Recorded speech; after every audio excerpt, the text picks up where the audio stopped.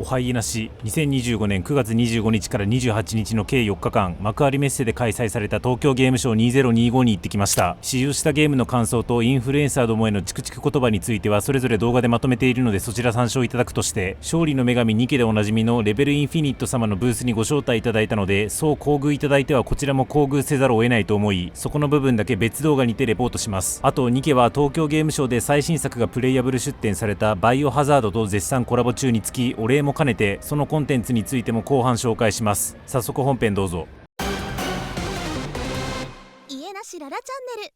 ブースに到着しました。クソデカスペースですね。金がかかってそうです。というかニケの開発元ってシフトアップっていう会社じゃなかったっけ？招待もらっといて何この名前と思ったんですが、ニケの開発元がシフトアップなのは合っていて、そもそもシフトアップは中国三大ビッグテック企業でおなじみテンセントが主要株主なんですけど、そのテンセントが世界的に展開するゲームブランド名がレベルインフィニットらしいです。担当者の方と名刺交換します。家なしララと申します。よろしくお願いいたします。です。よろしくお願いいたします。頂戴いたします。虎ノ門ヒルズ。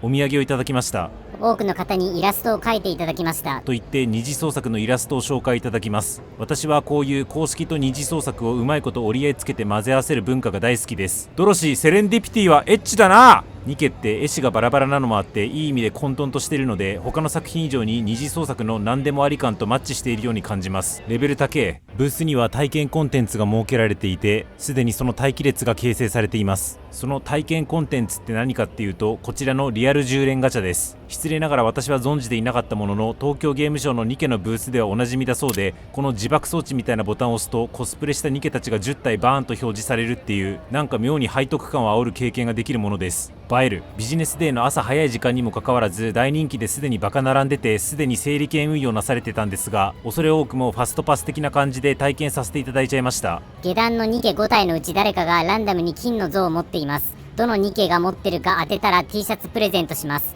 どこにしますか？お前こんなところでもくじをさせるのか。リアル10連ガチャという仕組みでさらに排出率 20% のガチャをさせられるとは思いませんでした。真ん中でいけー。ドゥルルルルル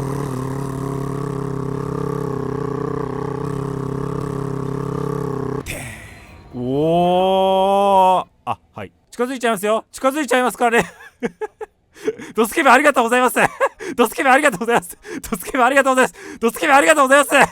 ドスケベありがとうございます。ドスケベありがとうございます。おい、おい消えんの早すぎだろ。言ってよ。右側のドスケベ2系まだ拝んでないんですけど、地面に仰向けになってダダこねようとしたんですが、待機してる人たちからのさっさとどけ感に耐えきれず離脱。参加賞いただいて退散しました。参加賞とご挨拶した際のお土産をまとめてご紹介。このドロシーめっちゃ好きなんですけど、裏はニケらしくケツです。かわいい。今回リアル10連ガチャとしては外しましたが、ご挨拶した際のお土産に T シャツが。ありがとうございます。ありがとうございます。裏には4企業のロゴが。貫禄の 3XL。部屋着にします。続いてアニスとドロシーセレンディピティ。このドスケベドロシー、ゲームではお迎えできませんでしたが、無事にマグネットプレートとしてお迎えすることができました。でもこんなエチエチマグネットプレート、一体どこに貼ればいいんだ。さらにランダム封入のマグネット、モダニアでした。かわいい。最近家なしはメインシナリオでモダニアと初遭遇しました。悲しい。ドロシーのシール、ちょっとぽったりしてるのがかわいい。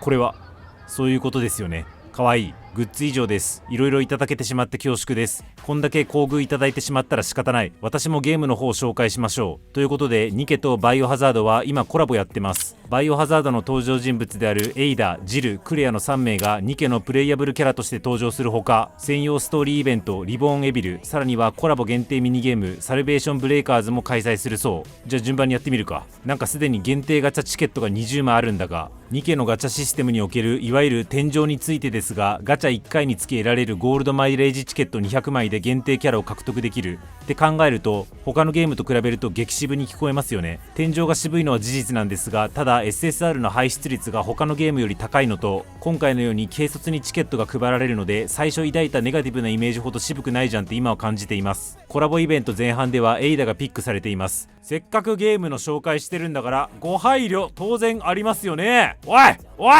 さて、限定シナリオでもやるか。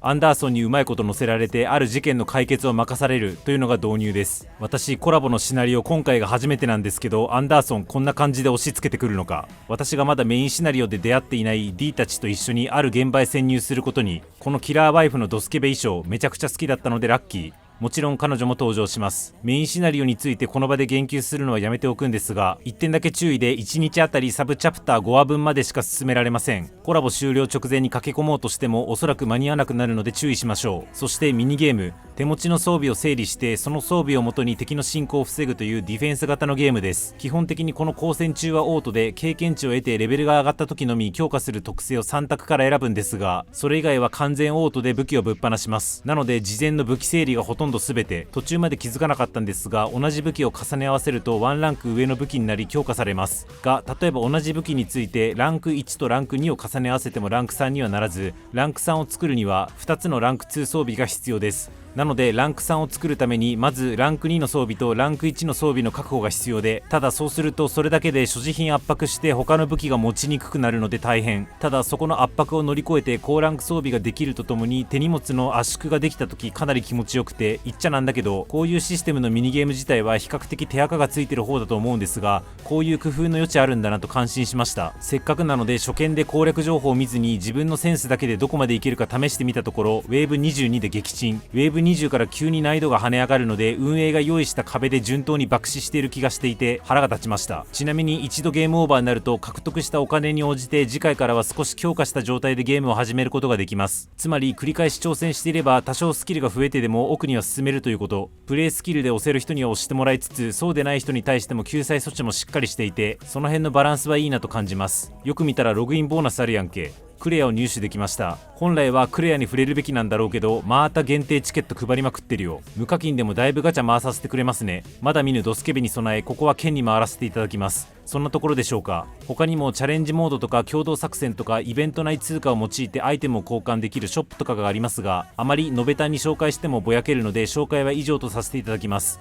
っていう原稿を作っている間に今度ニケとバイオハザードとはまた別のハブとのコラボが発表されてしまいました。この時の動画でも触れたけど、ニケは日本で浸透している団体やコンテンツとのコラボが本当に多い。ゲーム内でってのはもちろんなんですけど、それ以外の店舗だったりイベントブースだったりオフライン上も楽しませ続けようっていう気概が感じられるので素直に好感です。これはニケやるっきゃないですねというニケにとってちょっと気持ちいいこと言って東京ゲームショウ招待のお礼に変えさせていただきます。ありがとうございました。今後もニケの動画については定期的に出していきたいと思いますので、よろしければチャンネル登録よろしくお願いします。おつゆなし。